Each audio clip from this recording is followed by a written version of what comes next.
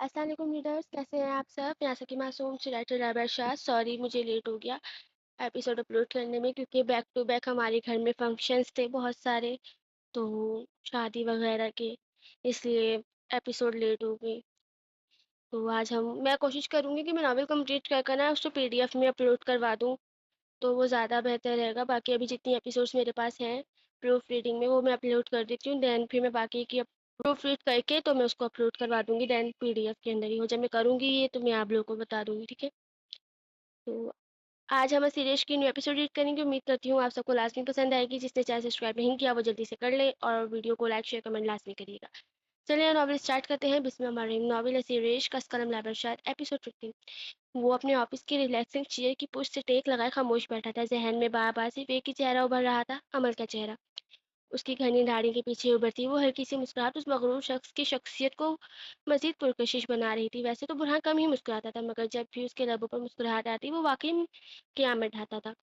اگر آج عمل اسے اس انداز میں مسکراتے دیکھ لیتی تو شاید اسی وقت اپنا دل اس مغرور شخص پر ہاتھ بیٹھتی.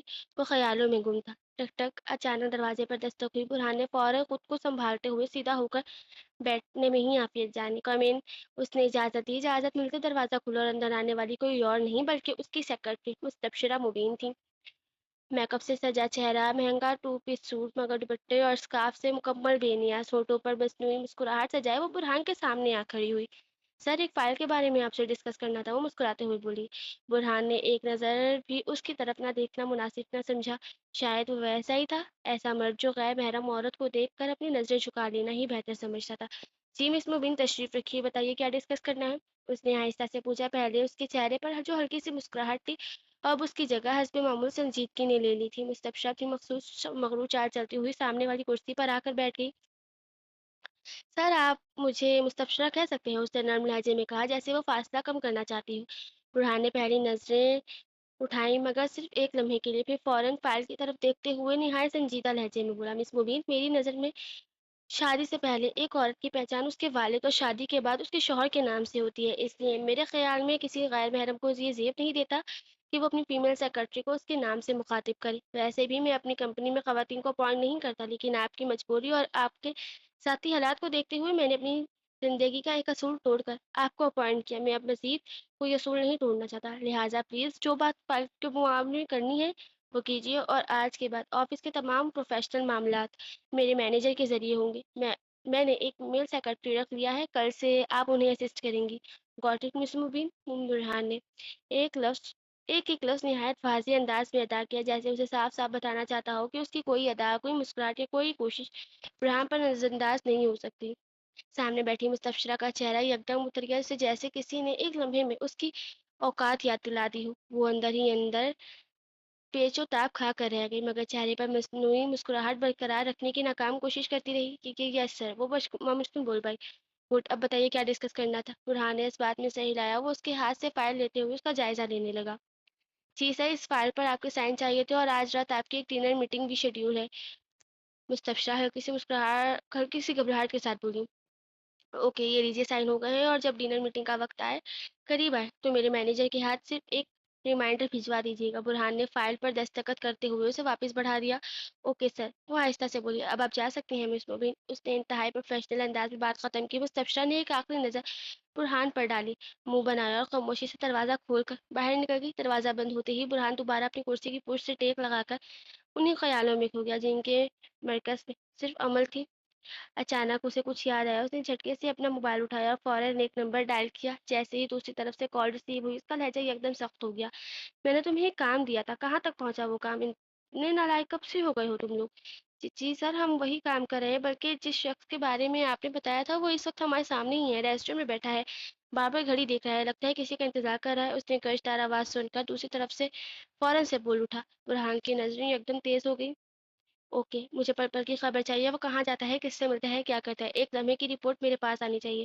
سمجھ کے برہان نے سامنے والے کو ہدایت دی. جی سر، دوسری طرف سے کوئی تابیداری سے بولا. مختصر سا جواب دے کر برہان نے کال کاٹ دی. فوراً میز پر رکھتے ہی اس کی آنکھوں میں ایک پراسرار سی چمک ابھری. واضح تھا وہ کسی بہت بڑے کھیل کی تیاری کر رہا تھا.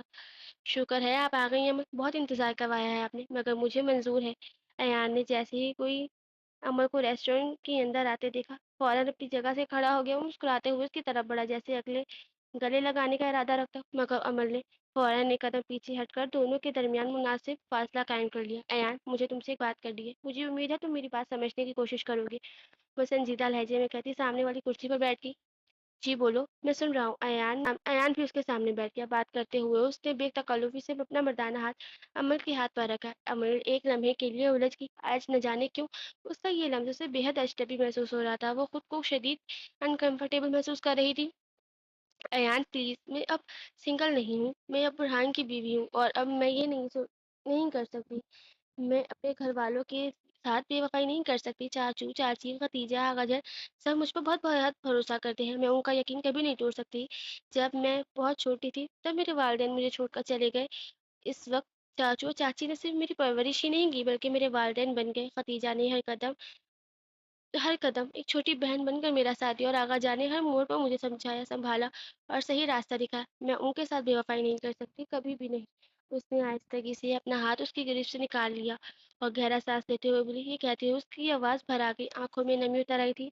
शायद आज उसे आगा जान की वो तमाम बातें समझ आने लगी थी जिन्हें वो पहले महज नसीहतें समझकर नजरअंदाज कर देती थी। अच्छा, पहले रोना बंद करो। मैं जानता हूँ तुम अपनी फैमिली से बहुत अटैच हो, लेकिन अमर, तुम फरहान से मोहब्बत तो नहीं करती ना? फिर पूरी ज़िंदगी उसके साथ कैसे गुज़ारोगी? नापसंदीदा शख़्स के साथ ज़िंदगी गुज़ारना एक कैद से कम नहीं होता। मैं तुम पर कोई दबाव नहीं डाल रहा, बस इतना चाहता हूँ कि तुम बुरहान से तलाक ले लो और तलाक देकर रात मेरे पास आ जाना। मैं तुमसे निकाह कर लूँगा। अयान ने उसकी नम आँखों को देखा और हल्की सी मुस्कुराहट के साथ बोला। अयान निहायत चालाकी से उसे गलत रास्ते पर लाने की कोशिश कर रहा था, मगर वो शायद ये भूल गया था जिसके साथ अल्लाह हो, जिसके हिस्से में बुजुर्गों की दुआएं हो, उसे गुमराह करना आसान नहीं होता। और शायद अमर भी अभी हकीकत समझ चुकी थी। उसने बचपन से अपने घर में सिर्फ मोहब्बत, एतमाद और वफादारी देखी थी। वो उन्हीं लोगों के साथ बेवफाई कैसे कर सकती थी? नहीं है यार, मैं ऐसा नहीं कर सकती। अल्लाह ताला ने कहा कि 3 बोलों में बहुत ताकत रखी है। बुरहान के दरमियान मोहब्बत नहीं है तो एक दिन ज़रूर हो जाएगी। क्या अरेंज मैरिज में मोहब्बत नहीं होती? होती है यार, सिर्फ ज़रूर होती है, बस वक़्त लगता है। और मेरे बुरहान मुझे मेरे और बुरहान के दरमियान भी एक दिन मोहब्बत हो जाएगी। मैं यहाँ सिर्फ तुम्हें इनकार करने आई थी आज से, बल्कि इसी वक़्त से हमारे दरमियान जो भी था वो सब ख़त्म हो चुका है। मैं तुम्हारा किसी भी मामले से में साथ नहीं दे सकती। इसने पूरा एतमाद लहजे में कहा और ये कहकर अमर अपनी जगह से खड़ी हो गई। लेकिन अमर, रेहान ने फ़ौरन उसका हाथ पकड़ लिया जैसे उसे रोक लेना चाहता हो। उसी वक्त रेस्टोरेंट के बाहर एक नौजवान मुसलसल मुख्तलिफ ज़ावियों से मुकम्मल और अयान की तस्वीर ले रहा था। हर तस्वीर से अंदाज़ा ली जा रही थी कि देखने वाला यही समझे कि दोनों एक दूसरे के बेहद करीब हैं। वो आज तो सर मुझसे बहुत खुश होंगे। उसने एक और तस्वीर खींची और फातिहाना अंदाज में मुस्कुरा कर कहा। दूसरी तरफ अमर की टोक-टोक बातें सुनकर रेहान को महसूस हो गया था कि उसका पहला मंसूबा मुकम्मल तौर पर नाकाम हो चुका है। मगर वो सिर्फ एक मंसूबे के सहारे नहीं आया था, वो अपने साथ प्लान बी और प्लान सी भी लेकर आया था। अब वक्त था उन पर अमल करने का। रेहान, प्लीज़ फासला रखो और आज के बाद मुझसे फासला रखना। अब मुझ पर तुम्हारा कोई हक नहीं है और ना कभी होगा। मैं यहाँ अयान से आने से पहले ही तुम्हारा नंबर, सिम और व्हाट्सएप दोनों से ब्लॉक कर चुकी हूँ, इसलिए आइंदा किसी दूसरे नंबर से मुझसे राब्ता करने की कोशिश मत करना। अमल ने अपना हाथ उसकी गिरफ्त से छुड़ा लिया और इतना कहकर अमल वहां से निकल गई। अमल के जाते ही अयान ने दरवाजे के करीब खड़े उसी नौजवान की तरफ देखा। नौजवान ने मुस्कुराते हुए थम्स अप का इशारा किया। अयान के होंठों पर भी एक पुरस्कार मुस्कुराहट फैल गई, जैसे वो खामोशी से कह रहा हो, सर आपका काम हो गया। अमर उस रेस्टोरेंट से बाहर निकली और अभी चंद ही कदम आगे बढ़ी थी कि अचानक एक तेज रफ्तार वैन उसके बिल्कुल सामने आकर रुकी। उसके संभलने से पहले ही वैन का दरवाजा खुला और चंद गुंडे तेजी से बाहर निकल आए। एक शख्स ने फौरन उसके मुंह पर रुमाल रख दिया। अमर घबराकर फौरन फौरी पूरी ताकत से खुद को छुड़ाने की कोशिश करने लगी। वो हाथ-पाँव मारती रही, मगर इस रुमाल में मौजूद तेज़ बू आहिस्ता-आहिस्ता उसको हवासों पर गालिब आने लगी। उसकी मज़ामत का मुँह ज़ोर पड़ने लगी, पलकें बोझल होने लगीं और कुछ वक़्त बाद अमल मुकम्मल तौर पर बेहोश हो गई। गुंडों ने बेहोश अमल को उठाया और तेज़ी से वैन में डालकर वहाँ से रवाना हो गए। शाम के 5 बज रहे थे। खतीजा यूनिवर्सिटी से थकी-हारी घर पहुंची। घर में दाखिल होते ही उसने अपना स्कार्फ उतारा, दुपट्टा अच्छी तरह ओढ़ा और सीधा किचन का रुख किया, जहां ज़मीना बेगम शाम की चाय और रात के खाने की तैयारी में मसरूफ थी। खतीजा को अंदर आता देख उनके चेहरे पर मुस्कुराहट फैल गई। अरे बेटा, आ गई। और बताओ, यूनिवर्सिटी में पहला दिन कैसा गुजरा? ज़मीना बेगम ने प्यार से पूछा। खतीजा ने मुस्कुराते हुए किचन की प्लेटफॉर्म प्लेटफॉर्म पर कोहनी टेकाई। जी मम्मा, बहुत अच्छा रहा। लेकिन आप बताएं, आप सारा दिन इसी किचन में रहती हैं। इस नालायक से भी कुछ काम कराया करें, आखिर बहू है आपकी। उसने एकांत दबाकर शरारती अंदाज में कहा। चलो पागल, अब वो सिर्फ तुम्हारी कज़न नहीं रही, तुम्हारी भाभी है। रिश्तों का लिहाज करना सीखो। वो तुम्हारी उम्र की ज़रूर है, लेकिन इसका मतलब ये नहीं है कि तुम एहतराम भूल जाओ। ज़मीना बेगम ने मसनून खूबसूरती से उसे घूरा। मामा, मैं तो सिर्फ मजाक कर रही थी, आप तो सीरियस ही हो गई हैं। खतीजा ने फौरन मुंह बना लिया। बेटा, हर मजाक अच्छा नहीं होता। अच्छा मजाक वो होता है जिस पर मजाक करने वाला भी हंसे और जिसका मजाक बनाया जा रहा हो वो भी दिल से मुस्कुरा दे। अगर सिर्फ एक शख्स हंस रहा हो और दूसरा अंदर से दुखी हो तो वो मजाक नहीं होता, दिल आजारी होती है। और याद रखो, जो शख्स महफिल में मौजूद ना हो उसके बारे में इस तरह की बात करना, सब के सब हंसे या उसका मजाक उड़ाना, ये भी दुरुस्त नहीं। इस्लाम हमें दूसरों की इज्जत करना सिखाता है, ना कि उनकी गैर मौजूदगी में उन पर तबसरे करना। ज़मीना बेगम ने हल्की सी मुस्कुराहट के साथ उसके सर पर हाथ फेरा, फिर नरमी से बोलती उसे समझाया। खदीजा ने फौरन कान पकड़ने का अंदाज बनाया। अच्छा मामा, समझ गई, आइंदा ऐसा मजाक नहीं करूंगी। अब ये बताएं, बाबा और अमल भाभी कहाँ हैं? मुझे अमल से बहुत सी बातें करनी है, यूनिवर्सिटी की सारी कहानी सुनानी है। वो पूरे घर में नजर दौड़ाती बोली। तुम्हारे पापा किसी काम से बाहर गए हैं और अमल दोपहर को ये कह कर गई थी कि अभी वापस आ जाऊंगी, मगर अब तक नहीं है। जमीना बेगम ने एक नज़र दीवार पर लगी घड़ी की तरफ डाली। देखी कहाँ गई है? खतीजा ने माथे पर शिकने पड़ गई। कह रही थी अपनी किसी दोस्त से मिलने जा रही हूँ, उसकी किसी काम में मदद करनी है, बस इतना ही बताया था। शर्मिला बेगम ने कदरे परेशानी से जवाब दिया। लेकिन कौन सी दोस्त? खतीजा की हैरत अब बेचैनी में बदल रही थी। वो अच्छी तरह जानती थी कि अमल की इसके अलावा कोई खास दोस्त नहीं थी। यही बात उसके दिल में अनजाना सा खौफ पैदा कर रही थी। मुझे नहीं मालूम, उसने नाम नहीं बताया। जमीना बेगम ने आहिस्ता से कहा। मामा, आपने भाई को कॉल की, उन्हें बताया? खतीजा ने कुछ देर बाद फोन उठा निकाला। नहीं, मैं करने ही वाली थी कि तुम आ गई, तुम ही कर दो, जमीना बेगम ने कहा। जी अच्छा, मैं करती हूँ। खतीजा ने किचन से बाहर निकल आई। उसने बुरहान को कॉल करने के लिए फोन अनलॉक ही किया था कि उसी लम्हे घर का दरवाजा खुला और बुरहान अंदर दाखिल हुआ। उसने खतीजा के चेहरे पर फैली परेशानी देखी तो फौरन उसके करीब आ गई। खतीजा, गुड़िया क्या हुआ? इतनी परेशान क्यों हो? शुक्र है भाई आप आ गए, मैं अभी आपको ही कॉल करने वाली थी।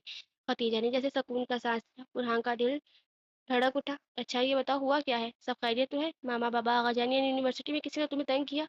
बुरहान ने परेशानी से पूछा। भाई सब ठीक है, लेकिन अमल, उसकी आवाज़ लरज गई। अमल क्या? अमल भाभी घर पर नहीं है, मामा कह रही हैं वो दोपहर को किसी दोस्त से मिलने गई थी, ये कह कह के अभी वापस आ जाऊंगी, मगर अभी तक नहीं है। उनका मोबाइल भी मुसलसल बन जा रहा है। भाई मुझे डर लग रहा है वो किसी मुश्किल में ना हो। आप तो जानते हैं ना, मेरे अलावा कोई उसकी उनकी कोई दोस्त नहीं है। आखिरी जुमला कहते हुए उसकी आंखें नम हो गई। बुरहान ने फौरन खुद को पुरसकून जाहिर किया, हालांकि उसके अपने दिल में भी अनजाना सा खौफ जाग उठा था। अच्छा अच्छा, परेशान मत हो, शायद कहीं आसपास ही होगी, बोर हो रही होगी इसलिए निकल गई होगी। मैंने खुद ही कहा था उसे कि जब दिल घबराए तो कभी कभार बाहर चली जाया करो। तुम फिक्र ना करो, मैं देखता हूँ, तुम जाओ अपने कमरे में जाकर आराम करो। वो उसके सर पर हाथ फेरते बोला। खतीजा ने हल्का सा सर हिलाया और आहिस्ता से अपने कमरे की तरफ चली गई। बुढ़ान ने गहरा सांस लिया और तेजी से घर से निकल गया। वो अपनी गाड़ी में बैठा। जैसे ही इंजन स्टार्ट करने लगा, अचानक उसके मोबाइल पर एक अननोन नंबर से मैसेज आया। उसने मैसेज खोला। स्क्रीन पर अमल और अयान की कई तस्वीरें मौजूद थी, जिनमें दोनों एक दूसरे के पास बहुत करीब दिखाई दे रहे थे। तस्वीरों के नीचे एक पैगाम लिखा था। जब तुम अपनी बीवी को वक्त नहीं दोगे, उसे सुकून नहीं दोगे, तो आखिर वो सुकून लेने अपने पुराने आशिक के पास ही आएगी ना। तुम्हें तो सिर्फ शादी करने का शौक था, उसके हकूक अदा करने का नहीं। मिस्टर बुरहान, अफसोस की बात है, बुरहानी बीवी को आखिरकार हमारे पास ही आना पड़ा। मैसेज पढ़कर बुरहान की सांस रुक गई। अगले ही पल उसकी मुट्ठियां भीज गई। चीप, नहीं अमर, ऐसा हरगिज नहीं कर सकती। मेरी अमर इस हद तक तो कभी रह नहीं सकती। वो जानता था, मैं जानता हूँ, वो पाक है, वो बेकसूर है। अयान, मैं तुम्हें नहीं छोड़ूंगा, उसने खुद से कहा। शदीद गुस्से में उसने मोबाइल उठाकर पूरी कुव्वत से डैशबोर्ड पर दे मारा। कुछ देर उसने आंखें बंद रखी भी खुद को संभाला। वो अच्छी तरह समझ चुका था कि ये खेल किसका है। ये सिर्फ एक ही शख्स कर सकता था। मुझे इस नंबर की मुकम्मल डिटेल और करंट लोकेशन चाहिए अभी। उसने फौरन नंबर अपने एक काबिल एतमाद दोस्त को फॉरवर्ड किया और सिर्फ एक पैगाम लिखा। कुछ देर बाद जवाब आ गया। नंबर की तमाम मालूमात, उसकी मौजूदा लोकेशन उसके सामने थी। बुरहान ने एक लम्हा भी ज़ाया नहीं किया। उसने गाड़ी स्टार्ट की और पूरी रफ्तार से सड़क पर दौड़ा दी। इस वक्त उसके जहन में सिर्फ एक ही मकसद था, हर हाल में अमल तक पहुंचना। गाड़ी लाहौर की सड़कों पर बिजली की तरह दौड़ रही थी। उसी दौरान उसका फोन बज उठा। उसने कॉल रिसीवर स्पीकर ऑन कर दिया। सर, वो लड़की जो अयान के साथ रेस्टोरेंट में थी, उसकी अयान से लड़ाई हुई थी। वो वहां से चली गई, लेकिन बाद में अयान ने अपना गुंडे भेजकर उसे अगवा करवा लिया है। दूसरी तरफ से घबराई हुई आवाज सुनाई दी। बुरहान की नजर मुसलसल सड़क पर जमी थी। پتا ہے مجھے ایڈیٹ، یہ خبر تو مجھے بہت دیر سے دی ہے، اب دوبارہ کال مت کرنا، اس نے سخت لہجے میں جواب دیا اور اس نے فون بند کر دیا۔ پورا دھیان ڈرائیونگ پر مرکوز کر دیا۔ گاڑی 200 کی سپیڈ کی رفتار سے لاہور کی سنسان سڑکوں کو چیرتی ہوئی آگے بڑھ رہی تھی۔ جاری ہے، آپ سب کو ایپیسوڈ کیسی لگی کمنٹ میں لازمی بتائیے گا، اور پلیز کافی ٹائم بعد ریڈ کیا ہے تو ریڈنگ کے اندر مسٹیکس ہیں ان کو اگنور کریے گا، اور بیک گراؤنڈ کی آوازوں کو بھی اگنور کریے گا۔ باقی اپنا خیال رکھیے گا، اللہ حافظ، ٹاٹا بائے بائے۔ میں کوشش کروں گی کہ انشاءاللہ ایپیسوڈ 16 کل ہی اپلوڈ کروں، اوکے؟ تو اپنا خیال رکھیے گا، اللہ حافظ، ٹاٹا بائے بائے۔